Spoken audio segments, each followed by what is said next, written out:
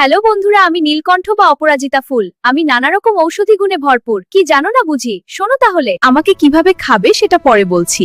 আগে কি কি কার্যকারিতা আছে সেটা শোনো। আমি অ্যান্টিঅক্সিডেন্টে ভরপুর। আমি স্মৃতিশক্তি বাড়াতে এবং মানসিক চাপ কমাতে খুবই কার্যকরী। ডায়াবেটিস নিয়ন্ত্রণ করে, হজমে সহায়তা করে, শ্বাসকষ্ট নিরাময় করে। আমাকে দিয়ে চা তৈরি করে খেতে 4-5টা ফুল, গরম পানি, লেবুর রস এবং মধু লাগবে। প্রথমে পানি ফুটিয়ে নামিয়ে নাও, তারপর এর ভিতরে ফুলগুলো ছিঁড়ে দিয়ে কিছুক্ষণ অপেক্ষা করো যতক্ষণ না কালার আসে।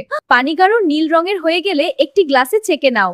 এরপর এর ভিতর লেবুর রস মিশাও। এরপর এর ভিতরে মধু মিশিয়ে তারপরে পান করো। ও ওয়াও, সেই টেস্ট তো! খাবার খাওয়ার 30 মিনিট আগে বা পরে এটা পান করা ভালো। দিনে 1 কাপ পান করা নিরাপদ। ফুলের রস বাটা মুখে লাগালে বলিরেখা কমে এবং ফুলের পানি দিয়ে চুল ধুলে উজ্জ্বলতা বাড়ে। তাহলে যাও, কাজে লেগে পড়ো। এই কোথায় যাচ্ছে, একটা লাইক তো দিয়ে যাও।